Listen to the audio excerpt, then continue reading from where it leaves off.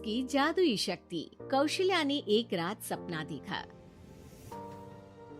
कौशल्या राजपूत, तुमने किए हैं जीवन में अच्छे अच्छे कर्म, इसलिए अब से जब तुम चाहो गायब हो सकती हो, जिसके लिए तुमको सिर्फ चुटकी बजानी होगी और चुटकी बजाते ही तुम गायब। बस एक बात का ध्यान रखना, जहां तुमने कोई गलत काम किया तुमसे ये शक्ति वापस ले ली जाएगी। कौशल्या की नींद टूट जाती है। ये कैसा सपना था? गायब हो जाऊंगी मतलब? हे भगवान, कंबल ओढ़ के सो जाती हूँ, सपना कंबल के अंदर नहीं घुस पाएगा। कौशल्या डर के मारे कंबल ओढ़ के सो जाती है। सुबह कौशल्या मंदिर जाने लगती है। अरे बहू, जल्दी चल, भिखारियों को खाना भी तो खिलाना है। हाँ माँ जी, अभी आई। आज तो खीर और पूरी बने हैं, सब खुश हो जाएंगे। दोनों सास बहू कार से खाने का सामान लेकर मंदिर पहुंचते हैं और भगवान की आराधना के बाद मंदिर के बाहर बैठे भिखारियों को खाना खिलाने लगते हैं।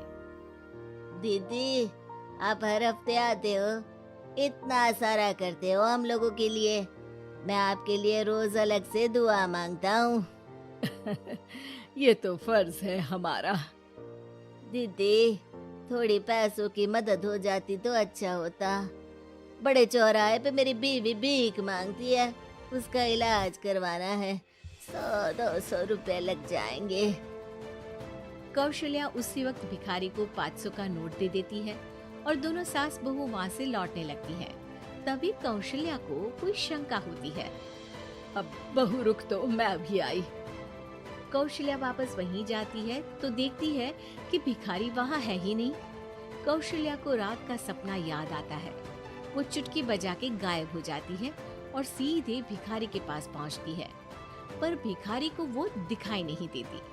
कौशल्या देखती है कि भिखारी उन पैसों से शराब खरीद रहा है और कौशल्या उसे वहीं एक चाटा मारती है। अरे कौन है बे? एक और चाटा पड़ता है। अरे कौन है? कौन है? हिम्मत है तो सामने आओ। भिखारी को झूठ बोलने पर तड़ातड़ चांटे पड़ते हैं। वो वहाँ से भाग खड़ा होता है। कौशल्या चुटकी बजा के वापस बहू के पास आ जाती है और मन ही मन सोचती है, ऐसे तो मैं कितने गलत काम रोक सकती हूँ, कितनी ताकतवर हूँ मैं, किसी को पता भी नहीं चलेगा। सासू माँ, आप क्या सोच रही हो? अब कुछ नहीं, कुछ भी तो नहीं।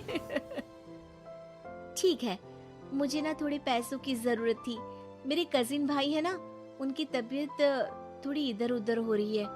वो तो खुद से नहीं कहेंगे कि पैसे दे दो, पर बहन होने के नाते मेरा तो फर्ज बनता है ना कि भाई की मदद करूं। अरे हाँ हाँ, ले जाना पैसे। पैसे इसीलिए तो कमाते हैं कि जरूरत में काम आ सके।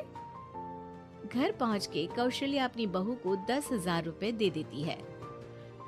कब जाएगी तू मायके? कल शाम की ट्रेन है। दोनों काम में लग जाती हैं।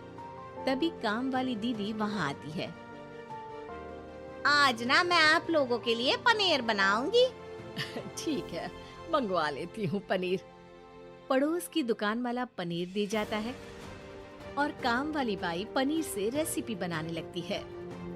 आज अपनी सुपर पावर काम वाली बाई पे ट्राई करती हूँ, देखूं तो सही किचन में करती क्या है ये। सास चुटकी बजा के गायब हो जाती है और किचन में पहुंचती है। बाई को खबर भी नहीं है कि कौशल्या भी किचन में ही है। आज तो मैं भी पनीर की सब्जी बनाऊंगी रात को अपने घर, और थोड़ा सा घी भी रख लेती हूँ। वैसे भी कौशल्या बुढ़िया खा खा के मोटी हो गई है।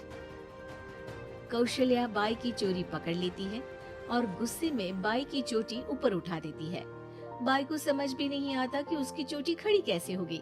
वो डर के मारे चीख पड़ती है। बहू भागते हुए किचन में आती है। अरे क्या हुआ? ये तुम्हारी चोटी खड़ी कैसे है? करंट लग गया है क्या? पता नहीं, शायद किचन में ना भूत है। बाई वहाँ से भाग खड़ी होती है और कौशल्या चुटकी बजा के अपने कमरे में टीवी देखने लगती है। बहू वहाँ जाती है। माँ जी, किचन में ना भूत है, बाई भाग गई। अरे भागने देना, भूत का तो पता नहीं, किचन में चोर जरूर था और वो थी अपनी काम वाली। अच्छा हुआ चली गई। बहू को कुछ समझ नहीं आया। उसने किचन में जो देखा उसके सदमे में जो थी वो अभी तक। अगले दिन बहू अपने मायके के लिए निकल जाती है। कहीं भिखारी और काम वाली की तरह बहू भी तो मुझे धोखा नहीं दे रही। अरे कहीं वो पैसे ले जाके शॉपिंग तो नहीं करने वाली ना। अभी पता लगाती हूँ मुझसे कुछ छिपा है भला। जैसे भगवान सब देख रहा है वैसे ही मैं भी सब देख रही हूँ। सास को अपनी शक्ति पर घमंड आ गया था। वो अब अच्छे काम करने की जगह अपनी शक्ति का इस्तेमाल खुद का शक मिटाने के लिए कर रही थी। वो चुटकी बजाती ही बहू के मायके चली जाती है। भैया, आपने बताया क्यों नहीं कि इतनी तबीयत खराब है? अरे तेरी सास बूढ़ी हो गई है, इतना भला काम करती है, उनकी मदद कौन करता है? यहाँ तो और भी लोग हैं ना। भैया मेरे पास कुछ पैसे हैं, आप दूसरे डॉक्टर को दिखा दीजिए ना। अरे मुझे लगता है कि मेरा टाइम आ गया है, मुझे जाना होगा। कमरे में भाई की आत्मा को लेने यमदूत आ चुके थे।